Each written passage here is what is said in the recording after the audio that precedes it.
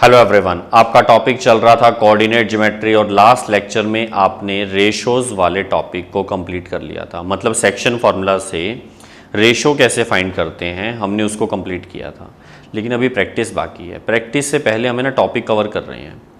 हमने सबसे पहले डिस्टेंस फार्मूला किया, फिर सेक्शन फार्मूला किया जिसमें इंटरनल और एक्सटर्नल के क्वेश्चन थे, और उसके बाद जो थर्ड टॉपिक है वो है एरिया ऑफ ट्राइंगल।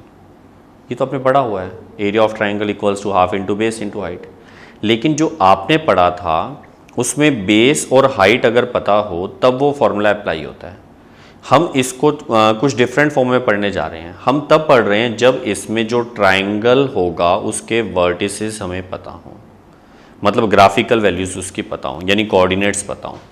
तो मैं यहाँ पर हेडिंग लिख रहा हूँ, यह सीधा ध्यान दो सभी, एरिया ऑफ ट्राइंगल। अब ध्यान से समझना, if vertices of triangle, triangle का नेम कुछ भी हो सकता है जैसे ABCPQR, vertices of triangle are x1, y1 small bracket में, पॉइंट्स हमेशा स्मॉल ब्रैकेट में ही आते हैं, x2, y2 and x3, y3। मतलब आपके पास एक ट्राइंगल है, नेम कुछ भी हो सकता है, जैसे मैंने मान लो ABC इसका नेम रख दिया।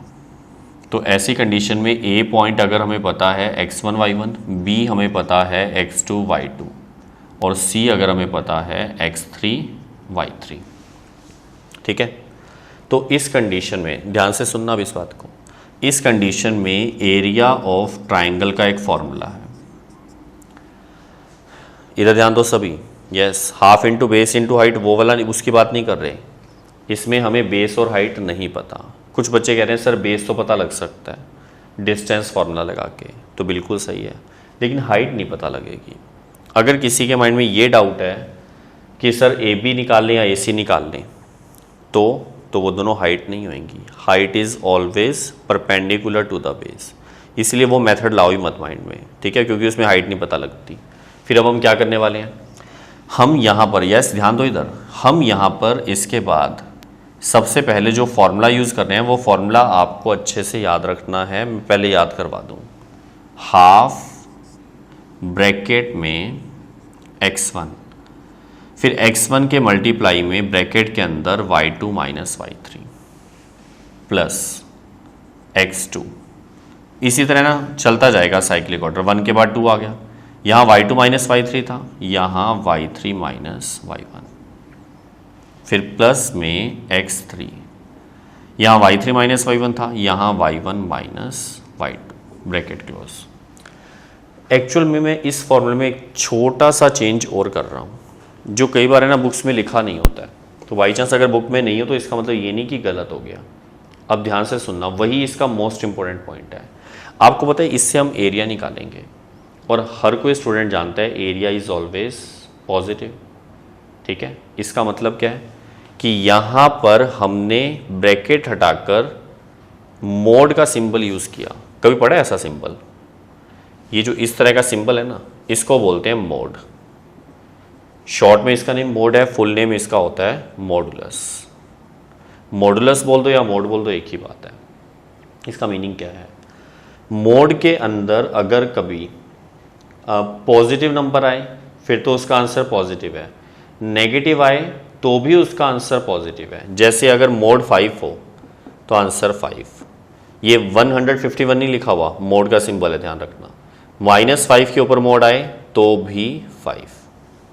ये है मोड का role, mod is always positive. इसीलिए हमने एरिया के फॉर्मूले में ब्रैकेट की बजाय मोड यूज़ किया है। ठीक है, एक तो ये बात माइंड में बैठ गई अच्छे से। इस फॉर्मूले से क्या होगा, हमारे पास एरिया आ जाएगा। अब एरिया का फॉर्मूला करने के बाद हम यहाँ नीचे नोट में एक मोस्ट इम्पॉर्टेंट पॉइंट लिख रहे हैं। क्या? इफ, ध्यान से देखो इधर, area of triangle equals to 0। ये क्या मतलब हुआ? इसको समझने के लिए मैं डायग्राम को थोड़ा यहाँ पर है ना अलग तरीके से एक्सप्लेन कर रहा हूँ। देखो, जैसे हमारे पास ये है A पॉइंट, ये है B, ये है C।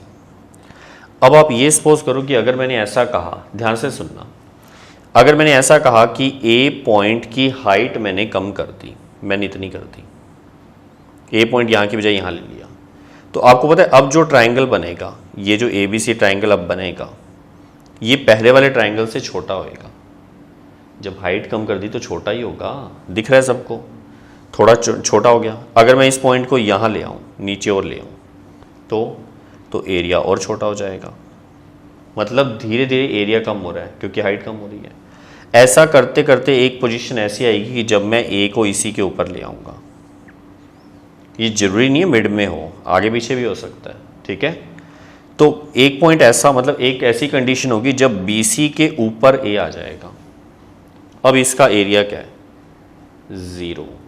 मतलब एक ऐसा ट्राइंगल बन गया जिसका एरिया 0 है। सीधी सी बात पता है क्या है? ट्राइंगल बना ही नहीं है। ट्राइंगल जिसका एरिया 0 है, इसका मतलब क्या है कि ट्राइंगल ही नहीं बन रहा, तभी तो उसका एरिया 0 बोल रहे हैं। इसका मतलब इस कंडीशन में ये जो 3 पॉइंट्स हैं ये कॉलिनियर है। ये क्या था कॉलिनियर? एक ही लाइन पर हो ना, देखो एक ही लाइन पर आ गए। कब आए एक लाइन पर? जब ट्राइंगल बना ही नहीं। नहीं बनने का मतलब उसका एरिया खत्म हो गया, मतलब एरिया 0। इस लॉजिक का यूज मैं यहां करने वाला हूं। If area of triangle is 0 then given 3 points are collinear. ध्यान रखना अच्छे से, अगर एरिया ऑफ ट्राइंगल 0 होगा तो जो गिवन 3 पॉइंट्स होंगे वो हमेशा कॉलिनियर होंगे। इस मोस्ट इंपॉर्टेंट पॉइंट का यूज बार बार होगा। अच्छा, आपको याद है कॉलिनियर आपने नेम पहले भी सुना हुआ है। कब? डिस्टेंस फॉर्मूला में भी सुना था और सेक्शन फॉर्मूला में भी सुना था और अब इसमें भी आ गया। मतलब कॉलिनियर की कंडीशन सभी में आ रही है, तो यहीं से पता लग जाता है कि अगर सब में है तो कहीं ना कहीं पेपर में पूछेंगे जरूर इसको, ठीक है। और मोस्ट इंपॉर्टेंट रहता है ये वाला। पहले मैं ऐसा करता हूँ, मैं ना ऊपर वाला फॉर्मूला अच्छे से सिखाता हूँ आपको। सपोज करो मैंने क्वेश्चन दे दिया, क्या? Find area of triangle ABC where vertices are A is 2,3, B is कुछ भी ले लिया जैसे -1,4 एंड C is 3,-2। क्वेश्चन समझ आ गया? Find the area of triangle ABC where vertices are this या whose vertices are this। अब आपके क्वेश्चन में वर्टेक्स आपको पता है, एरिया निकालना है बस। तो क्या करने वाले हैं? रफ डायग्राम अगर आपने बनाना है तो आपकी मर्जी है, जरूरत नहीं है, मतलब ऐसा ही डायग्राम सेम बना रहा हूं मैं यहाँ पर। इसके ऊपर A पॉइंट 2,3, B पॉइंट -1,4 और C पॉइंट 3,-2। अब समझो ध्यान से, देखो ये जो 3 वर्टेक्स हैं, हमें जब इससे एरिया निकालना है तो हम सबसे पहला काम ये करेंगे कि एरिया का फॉर्मूला लिखेंगे। ध्यान से देखते रहना आप। Area of triangle ABC equals to, formula अगर आपको याद हो गया तो उधर मत देखना, चीटिंग मत करना। यस, उधर ध्यान मत दो, इधर देखो। हाफ, फिर मोड का सिंबल, यस, x1 बोलते जाओ साथ साथ, y2 minus y3। No, cheating नहीं करनी। x1 ब्रैकेट में y2 minus y3 plus x2 bracket में, इसको मैं हटा देता हूँ एक बार, वो आप लिख लेना बाद में, ठीक है। x2 ब्रैकेट में y3 minus y1 plus x3 bracket में y1 माइनस y2 और मोड कंप्लीट कर दिया।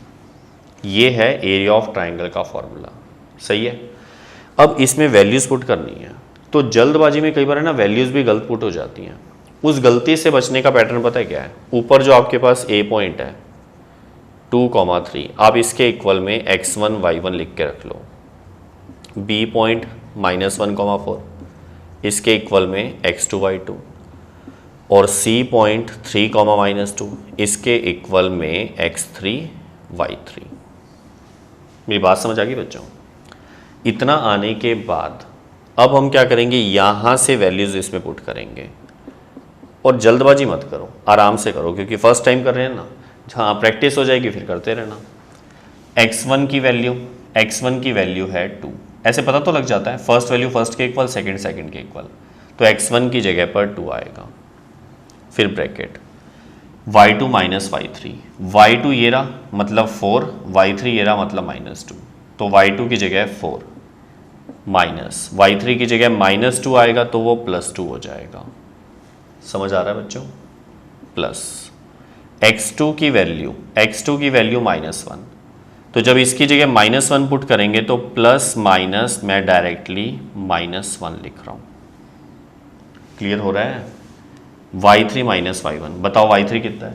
वेरी गुड, -2, और माइनस में y1 की वैल्यू है 3, प्लस ये प्लस है ना, देखो x3 की वैल्यू है, यस देखो इधर 3, y1 माइनस y2, y1 है 3, y2 है 4, 3 माइनस 4। समझ आ गया अच्छे से? हाफ पढ़ा रहा, मोड भी पढ़ा रहा। 2 के ब्रैकेट में क्या आएगा? 6 -1, ये आएगा -5 +3, और ये आएगा -1। अब क्या होगा? हाफ पढ़ा रहेगा। मोड के अंदर ये 12 आ गया, 6 × 2, ये माइनस माइनस +5, ये -3। सॉल्व करें आगे, और हाफ पढ़ा रहा। देखो 12 और 5 17 में से 3 माइनस किए तो 14 के ऊपर मोड का रोल क्या है? नेगेटिव को पॉजिटिव बनाना, मतलब आंसर पॉजिटिव लाना। जब पहले से ही पॉजिटिव आ रहा है तो आपकी मर्जी, आप यहाँ पर मोड हटा सकते हो या अगली लाइन में हटा लो, वो आपकी मर्जी है। हाफ इंटू 14, अगर ये -14 आता तो भी हम अगली लाइन में मोड हटाकर 14 लिख देते, मोड हटाने के बाद 14 लिखते, ठीक है, प्लस हो जाता मतलब। अब ये से कैंसिल होगा तो आंसर क्या आएगा? 7।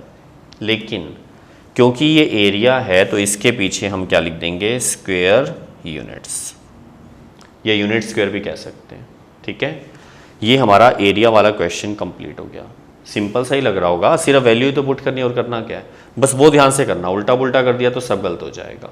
अच्छा, एक चीज़ और ध्यान रखना, अगर सॉल्व करते करते यहाँ पर मान लो 0 आ जाता, कुछ ऐसा होता सब कैंसिल हो जाता और 0 आ जाता, तो 0 को अगर 2 से डिवाइड करते फिर तो वो 0 ही रहता। 0 आने का मतलब क्या होता? Given 3 points are collinear. तो अगर पेपर में क्वेश्चन ऐसा आ जाए ना, prove that these points are collinear, तो आप सारा काम सेम कर लेना और जो आंसर आएगा उसमें वो 0 आएगा। आपने नहीं बनाना, अपने आप 0 आ जाएगा अगर प्रूव करना होगा तो। 0 आने का मतलब आप लिख देना गिवन पॉइंट्स आर कॉलिनियर, ठीक है, इसको नोट करो आप लोग। ओके, अब नेक्स्ट क्वेश्चन चेक करो। Find area of quadrilateral whose vertices taken in order, taken in order तो वही है, वो एंटी क्लॉक या clockwise, are this this this and this, मतलब 4 पॉइंट्स आपको दे दिए क्वाड्रिलेटरल के। अब समझो इसको, एरिया फाइंड करना है क्वाड्रिलेटरल का। हमारे पास तो कोई फॉर्मूला ही नहीं है क्वाड्रिलेटरल के लिए, तो फिर क्या करेंगे बेटा? क्वाड्रिलेटरल का नहीं है लेकिन ट्राइंगल का तो है ना, तो हम क्या करने वाले हैं? देखो इधर, यस इधर ध्यान दो। अब कुछ बच्चे बोलते हैं सर आपने ऐसा क्यों बनाया? क्योंकि पता ही नहीं है ना कि रेक्टेंगल है, स्क्वायर है या पैरेललोग्राम है, तो टेढ़ा मेढ़ा सा बना दिया। अब A B C D, A point -4, -2, B point -3, -5, C is 3 - 2 and D is 2, 3। समझ आ रहा है? सबसे पहला काम, जो गिवन पॉइंट्स हैं आपके सामने, क्योंकि क्वाड्रिलेटरल का एरिया पता ही नहीं है, फिर क्या करेंगे? हम यहाँ पर एक डायगोनल ड्रॉ करते हैं, जो आपका मन करे वो बनाओ, बस एक बनाना है, दोनों नहीं। या तो ए सी को ज्वाइन कर दो या बी डी को। मान लो मैंने ए को सी से ज्वाइन कर दिया, ठीक है। अब आपको खुद ही दिख रहा होगा कि सर इसमें 2 ट्राइंगल बन गए। फर्स्ट वाला है ए बी सी और सेकेंड वाला है ए सी डी। तो क्या करेंगे? अलग अलग एरिया निकाल लेते हैं, ए बी सी का अलग, ए डी सी का अलग, और फिर उन दोनों को ऐड कर देंगे तो पूरे क्वाड्रिलेटरल का एरिया आ जाएगा। ये तो समझ आ गया। तो अब हम देखो क्या करने वाले हैं, ये सीधे ध्यान दो। अब ए बी सी डी आपके सामने है, देखो A point -4 -2, B point -3 -5, C point 3 -2 and D point is 2, 3। अब सबसे पहले हम क्या लिखेंगे? Area of triangle A B C. अब जिसको फॉर्मूला याद है वहाँ मत देखना।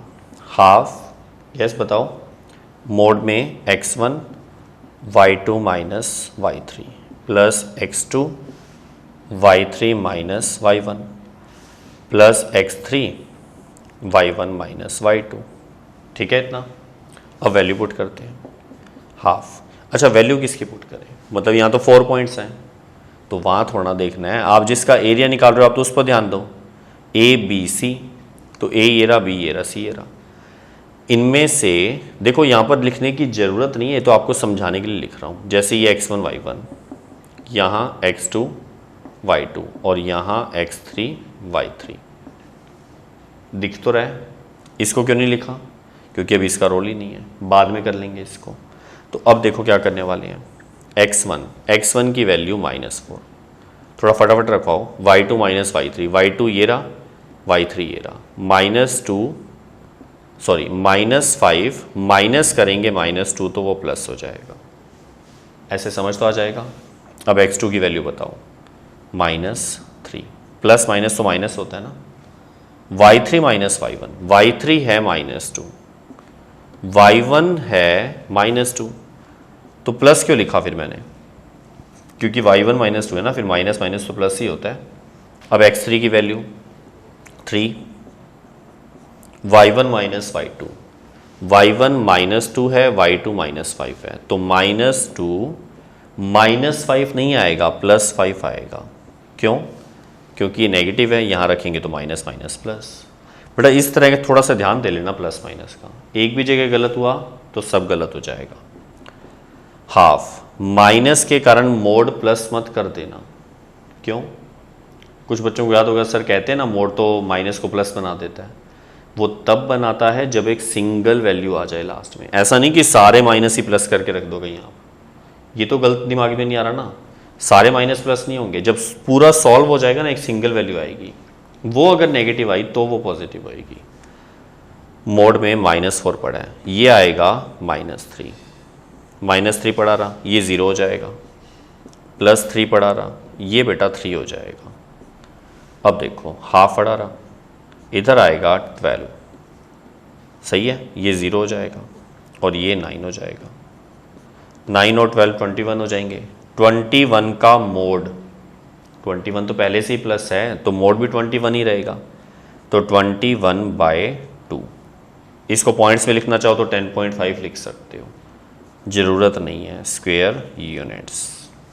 क्वेश्चन ख़त्म नहीं हुआ। क्यों, अभी तक सिर्फ ABC का एरिया आया है। अब क्या करने वाले हैं, अब हम ACD का एरिया निकालेंगे। ACD का एरिया कैसे निकलेगा, वापस से यही फॉर्मूला ऑपरेट करना पड़ेगा। बस ध्यान ये रखना है कि ACD में A पॉइंट B को कंसीडर नहीं करेंगे, C लेंगे और D लेंगे। हाँ ये आपकी मर्जी है, आप इन 3 में से किसी मर्जी को x1 y1 फिर x2 y2 और x3 y3 ले लेना। बस इसमें ACD में B का यूज़ मत करना। तो इसके बाद जगह नहीं है, आप अपने आप करो एरिया ऑफ ट्राइंगल ACD। मेरे पास जगह कम है इसलिए मैंने इतना सा ही लिखा। इसके आगे आप क्या करोगे, सेम फॉर्मूला ऑपरेट करोगे, बस वैल्यूज़ A, C और D पॉइंट में से रखोगे। वो आप अपने आप कर लेना, लेकिन उसके बाद भी आंसर ख़त्म नहीं हुआ। फिर लास्ट में उनको ऐड करके कंप्लीट क्वाड्रिलेटरल का एरिया निकालना पड़ेगा। समझ आ गया अच्छे से, नोट कर लो इसको।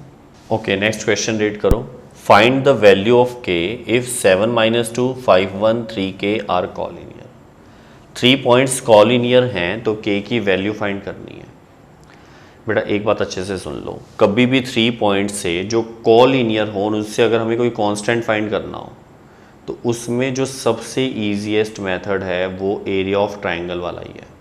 वो जो डिस्टेंस फार्मूला था ना और जो सेक्शन फार्मूला था, डिस्टेंस फार्मूला से तो ऐसे क्वेश्चन होते ही नहीं है। क्यों नहीं होते वो हम डिस्कस करेंगे आराम से। मैं ये ऐसा ही क्वेश्चन है ना, पहले इसको समझा दूंगा, फिर बाद में आज नहीं तो नेक्स्ट लेक्चर में आपको अच्छे से बताऊंगा कि उनसे क्यों नहीं हो रहा। ठीक है, सेक्शन फार्मूला से हो जाता है, उसमें थोड़ा टाइम ज़्यादा लगता है। ये सबसे सस्ता सुंदर टिकाऊ मेथड है।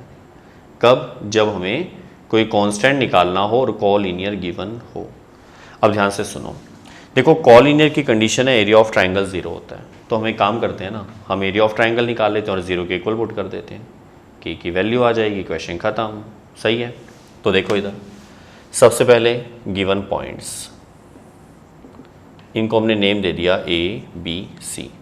A.7-2, B.5,1, C.3, ये आपकी मर्जी, आप उल्टा पुल्टा कर सकते हो। ट्राइंगल में चल जाता है, क्वाड्रिलेटरल में वो पूरा साइक्लिक ऑर्डर लेना पड़ता है। अब ये भी आपकी मर्जी है, जिस मर्जी को x1 y1 लेट करो।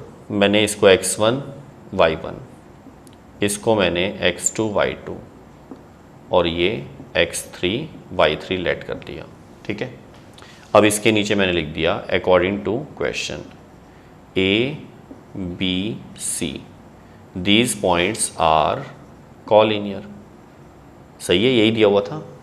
Therefore area of triangle ABC, short में ऐसे भी लिखते होते हैं, एरिया के लिए AR लिखकर और ब्रैकेट में ट्राइंगल ABC, इसका मतलब क्या है, area of triangle ABC equal to 0। ये क्यों, 0 तो कहीं दिया ही नहीं हुआ, कॉलिनियर दे रखा है ना। कॉलिनियर का मतलब यही होता है जिसमें एरिया ऑफ ट्राइंगल 0 होगा, सही है। अब एरिया ऑफ ट्राइंगल का पहले हमने फॉर्मूला लिख दिया। अब जिसको याद है वहां मत देखना, यस कुछ बच्चों ने पहले भी चीटिंग की है, मत देखो उधर।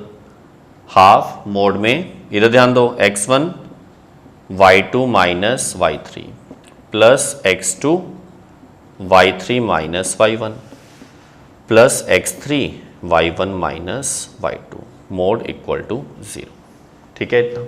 अब देखो हाफ पढ़ा रहा, मोड भी पढ़ा रहा, x1 थोड़ा फटाफट बताओ 7 y2 minus y3 y2 minus y3 1 minus k plus x2 की वैल्यू 5 ब्रैकेट में y3 माइनस y1, y3 है k, y1 है -2, k में से माइनस करना है -2, प्लस क्यों कर दिया, समझ आ गया, माइनस माइनस प्लस हो जाएगा। x3 3 है, y1 माइनस y2, ये y1 है ये y2 है, -2 -1 और इक्वल टू 0, ठीक है। हाफ है, इस 2 को मैंने क्रॉस मल्टीप्लाई कर दिया, 2 इंटू 0 तो 2, वो 0 ही हो जाएगा, ख़त्म। तो बाहर वाला तो ख़त्म ही हो गया, मोड पड़ा रहेगा अभी। 7 को अंदर मल्टीप्लाई करें, 7 minus 7k plus 5k plus 10। इसको अलग अलग मल्टीप्लाई करने की बजाय अलग अलग कर दोगे ना, जैसे -6 -3, तो गलत नहीं है। लेकिन अब अपने को सीधा ही पता है कि ये -3 बन रहा है और -3 को 3 से मल्टीप्लाई करेंगे तो -9, मोड पड़ा रहेगा इक्वल टू 0। 2 कहाँ गया, और वो जो हाफ था वो क्रॉस मल्टीप्लाई करके 0 हो गया। अब मोड के अंदर ये 7 है, ये 10 है, ये -9 है, 10 और 7 17, 17 में से 9 माइनस करेंगे तो 8, माइनस का 7k प्लस का 5k माइनस का 2k मोड में और इक्वल टू 0, ठीक है। अब क्योंकि मोड आपने फर्स्ट टाइम पढ़ा, इसीलिए हो सकता है आपके माइंड में ये भी ना हो कि मोड को रिमूव करके एक खास बात है इसकी, जैसे स्क्वेयर होता है एक्स स्क्वेयर, अगर 4 के इक्वल है तो आप x क्या लिखते हो, 2 ना, गलत है ये, क्या लिखते हैं +-2, बिल्कुल सेम कंसेप्ट है। ये भी ऑलवेज पॉजिटिव होता है, लेकिन जब हम स्क्वायर रिमूव करेंगे तो प्लस माइनस आता है, वही कंसेप्ट है सेम। जब भी हम मोड रिमूव करेंगे तो इक्वल्स टू में हमेशा प्लस माइनस आएगा, लेकिन +-0 बाई चांस 0 ही होता है। इसलिए ना काफ़ी सारे बच्चे 0 यहाँ प्लस माइनस नहीं लगाते ना, तो उनका आंसर सही आ जाता है। फिर वो कहते हैं सर आप क्यों लगवा रहे हो, ऐसे टाइम वेस्ट कर रहे हो। बेटा इसका यूज़ होएगा, अगर यहाँ 0 ना होता ना फिर इसका यूज़ होएगा। ऐसे क्वेश्चंस भी आगे करवाऊंगा, लेकिन अभी ध्यान रखना मोड जब रिमूव करेंगे तो इक्वल्स टू में प्लस माइनस आएगा। तो पिछले क्वेश्चन में तो लगाया नहीं, उसमें तो एरिया निकालना था। अब कई बच्चों को ये चीज़ ना बड़ी अजीब सी लगती है, बेटा उसमें एरिया निकालना था। दोबारा समझो, इधर देखो, जब हम एरिया ऑफ ट्राइंगल निकालेंगे तो वो हाफ मोड के अंदर सारी कैलकुलेशन चलती है। इसमें जैसे मोड के अंदर मान लो -14 आया तो इसको हम क्या लिख दिया 14/2, 7 स्क्वायर यूनिट। ये तो हम एरिया निकाल रहे हैं, सही है। इसमें हम एरिया नहीं निकाल रहे, एरिया तो पता है 0 है क्योंकि कॉलिनियर है तो एरिया 0 है। फिर हम कर क्या रहे हैं, हम k की यानी कांस्टेंट की वैल्यू निकाल रहे हैं। तो इक्वेलिटी जो है ना, यहाँ जो इक्वल है इसके इधर एक न्यूमेरिकल नंबर है, उसमें नहीं था कुछ भी, उसमें तो हम एरिया ऑफ ट्राइंगल फाइंड कर रहे थे। एरिया ऑफ ट्राइंगल फाइंड करना है, फिर मोड हटाएंगे तो वो अंदर वाला प्लस हो जाएगा। इसमें ध्यान रखना जब कोई वैल्यू फाइंड करनी हो तो मोड हटाते वक्त इक्वल टू में हमेशा प्लस माइनस आएगा, बेटा ध्यान रखना इस बात को। मैं नेक्स्ट लेक्चर में पूछूंगा आप सभी से। अब क्या होगा, प्लस माइनस जीरो जीरो ही हो जाएगा। तो इसके बाद की कैलकुलेशन मैं यहाँ लिख देता हूँ, दिख रहा है सबको। 8 minus 2k equal to 0, minus 2k उधर जाएगा तो प्लस 2k, 2 डिवाइड में आएगा तो k की वैल्यू 4। ये इस क्वेश्चन का आंसर आ गया, करो इसको note. Okay, next question read करो। Find the area of triangle formed by joining the मिड पॉइंट्स, joining the midpoints of sides of triangle whose vertices are 0, -1, 2, 1, 0, 3। बेटा ये जो ट्राइंगल हमारा गिवन है ना, इसके मिड पॉइंट से जो ट्राइंगल बनेगा हमें उसका एरिया निकालना है। Find the ratio of this area to the area, देखो रेशो फाइंड करना है, of this area to the area of given triangle. क्या मतलब हुआ क्वेश्चन का, देखो डायग्राम से समझाता हूँ। हमारे पास एक ट्राइंगल है जिसका नेम मैंने ABC रख दिया, और A पॉइंट हमें पता है 0, -1 है, B पॉइंट है 2, 1 और C पॉइंट है 0, 3। लेकिन हमें इसका एरिया निकालना पड़ेगा, लेकिन हमें पहले क्या करना है, इसके जो मिड पॉइंट्स हैं, मिड पॉइंट जैसे इसका यहाँ पर है, इसका यहाँ, इसका यहाँ, कोई भी नेम दे दें, जैसे D point, E point, F point. तो इसको ज्वाइन करने से जो ये अंदर ये वाला ट्राइंगल बन रहा है DEF, हमें इसका एरिया फाइंड करना है। मेन काम तो ये वाला है। देखो इसका एरिया तब आएगा जब ये पॉइंट्स पता हों, और ये पॉइंट्स पता करने आपको आते हैं। कैसे? यस, आप सोचो बेटा मुझे नहीं बताना पड़ेगा। इधर ध्यान दो सभी। डी का मतलब क्या है, मिड पॉइंट है। किसका? BC का। क्वेश्चन में दे तो रखा है मिड पॉइंट्स, इसका मतलब D मिड पॉइंट है, E भी मिड पॉइंट है, F भी। और मिड पॉइंट वर्ड सुनते ही क्या दिमाग में आता है कि यस, याद आ गया ये क्या इशारे कर रहा हूँ, प्लस करेंगे और हाफ करेंगे।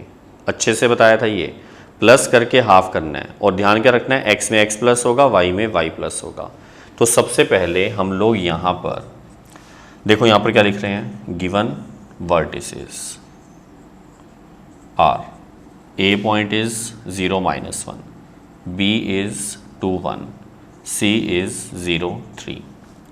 Now let, क्या लेट कर रहे हैं, D, E, F are yes mid points of sides। कौन सी साइड्स, वो भी लिखनी पड़ेंगी। D किसका मिड पॉइंट है, BC, CA, AB रिस्पेक्टिवली। यहाँ तक तो समझ आ गया। नाउ D का मतलब मिड पॉइंट, किसका? BC का। मिड पॉइंट निकालना है तो क्या करेंगे, प्लस करेंगे और हाफ करेंगे।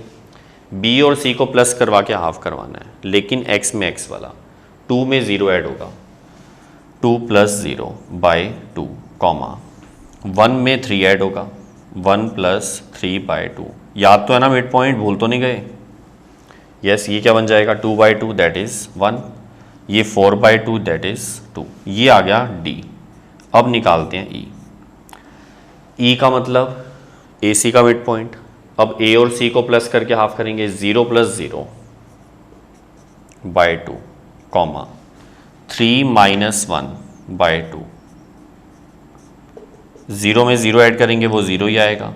2 से डिवाइड कर दें तो भी ये 2/2 1 हो जाएगा। अब F पॉइंट लेंगे। F पॉइंट कैसे निकालें, AB का मिड पॉइंट, 0 में 2 ऐड करेंगे, x1 + x2/2, 0 + 2/2 और y1 + y2/2। फॉर्मूला तो आता है y1 + y2/2, -1 + 1/2। ये 2/2 1 हो जाएगा, ये कैंसिल होके 0/2 0 हो जाएगा। DEF हमारे पास आ गए, और DEF आ गया तो अब कुछ रहा ही नहीं। क्या करेंगे अब, area of triangle DEF। Yes, formula बताओ। अब तो मैंने वैसे ही इरेज कर दिया, अब तो देख ही नहीं पाओगे।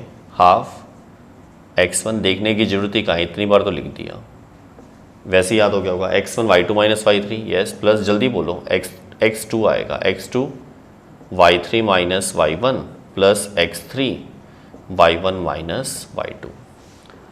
चलो अब जल्दी जल्दी वैल्यू पुट करा दो, क्योंकि डी ई एफ लिखा हुआ है तो सिर्फ डी ई एफ पे ध्यान देना।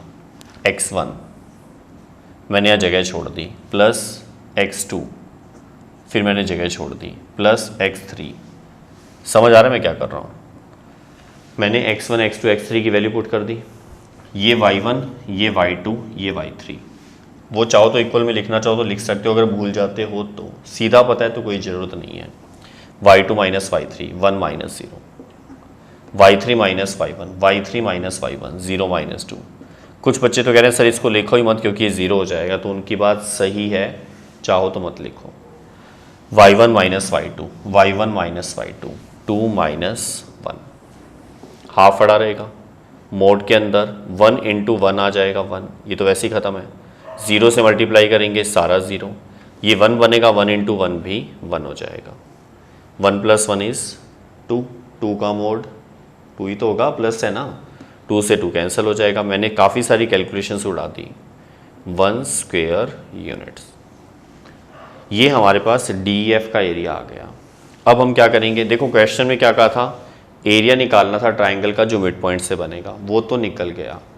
अब find the ratio of this area, इस एरिया का रेशो निकालना है to the given triangle. Given triangle का मतलब ए बी सी। तो अब इसके नीचे हम क्या करते हैं, area of triangle A B C. अब फॉर्मूला दोबारा मत लिखो, डायरेक्ट वैल्यू पुट कराओ। हाफ अड़ा रहा मोड में। अब ये वाले 3 पॉइंट्स हैं बेटा, इन पे ध्यान देने हैं। ये x1 ये x2 ये x3। x1 की जगह 0, तो 0 के ब्रैकेट में जो भी आएगा वो वैसे ही 0 हो जाएगा, उसको लिखते नहीं हम, टाइम बचा लेते हैं। प्लस में 2 ब्रैकेट में यस क्या होता है y3 माइनस y1। बेटा मेरी बात समझ आ रही है? आप चाहो तो पूरा लिख लेना अगर ऐसे समझ नहीं आए ना। x2 की जगह 2 आ गया, y3 minus y1 y3 minus y1, ये है y1 ये है y2 ये है y3, y3 minus y1। 3 minus करेंगे -1 तो +1 हो जाएगा, 3 + 1।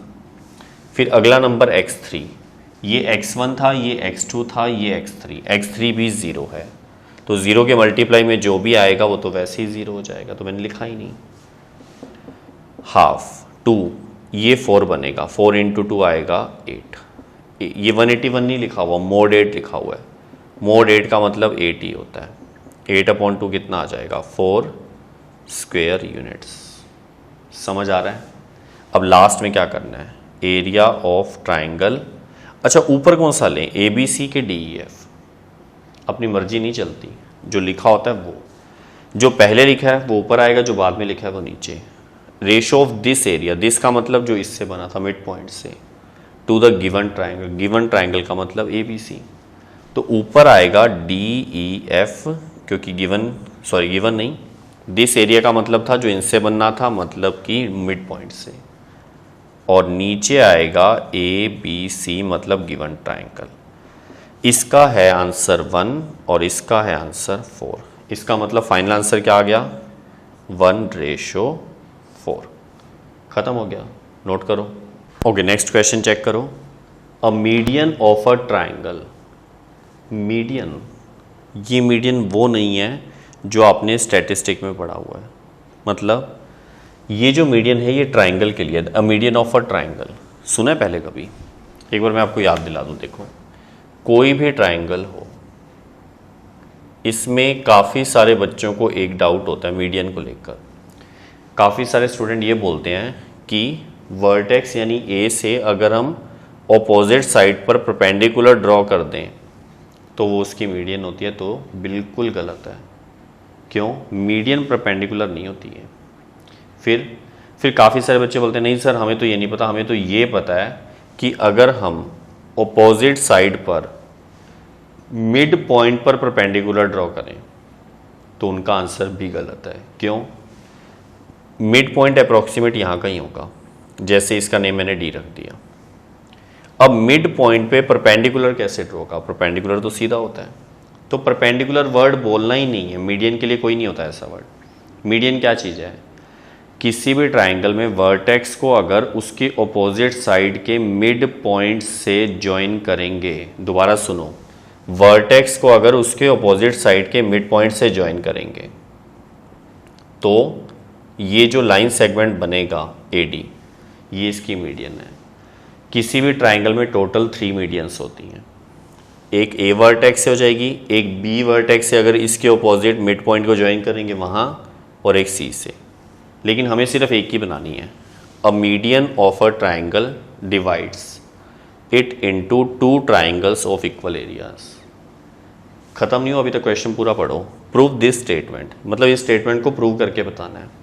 फॉर ट्राइंगल ABC, मतलब जो ट्राइंगल हम बनाने वाले हैं, whose vertices are this this and this.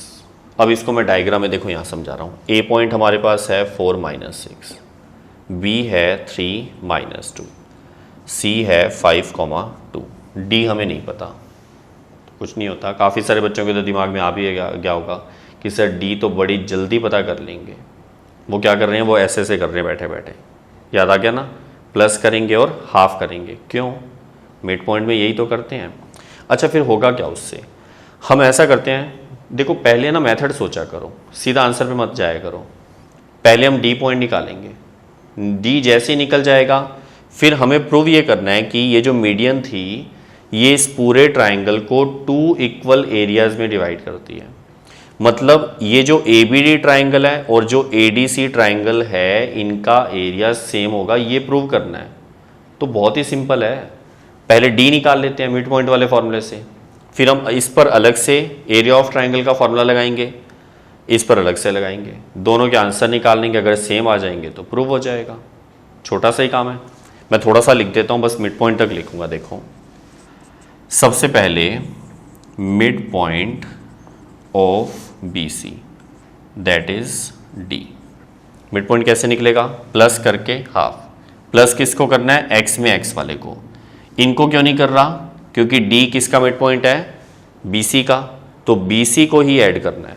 3 और 5 को ऐड करेंगे, अपॉन में 2, -2 में 2 को ऐड करेंगे, अपॉन में 2, मतलब D पॉइंट आ जाएगा 4, 0। ठीक है, फायदा हो गया, ये पॉइंट आ गया। अब हम क्या करने वाले हैं, हम नहीं आप, मैं नहीं करूंगा। एरिया ऑफ ट्राइंगल ABD, इस पर आप फॉर्मूला लगा के अलग से सॉल्व करोगे। फिर एरिया ऑफ ट्राइंगल ADC, उस पर भी अलग से फॉर्मूला लगाकर सॉल्व करोगे। दोनों आंसर सेम आ जाएंगे, मतलब वो स्टेटमेंट प्रूव हो जाएगी। कौन सी स्टेटमेंट, कि मीडियन पूरे ट्राइंगल को 2 इक्वल पार्ट्स में डिवाइड कर देता है। ठीक है, अगर किसी बच्चे के माइंड में आ रहा है सर A से ही क्यों ड्रॉ किया था, आप B से ड्रॉ करके देख लेना। कोई भी एक बनाना है, B से ड्रॉ करके देखोगे तो जो 2 ट्राइंगल बनेंगे उनका एरियाज अलग अलग निकालोगे ना, वो भी सेम आएगा। तो वो आपकी मर्जी है, कोई भी एक करके दिखा देना। कर लोगे अब इसको, इतना एक नोट कर लो आप लोग। और आज के लेक्चर में हम सिर्फ इतना ही कर रहे हैं, नेक्स्ट लेक्चर में फिर मिलेंगे। अभी टॉपिक कंप्लीट नहीं हुआ है, इसी को आगे कंप्लीट करेंगे। तो नेक्स्ट लेक्चर में फिर मिलते हैं, तब तक के लिए हंसते रहिए, मुस्कुराते रहिए।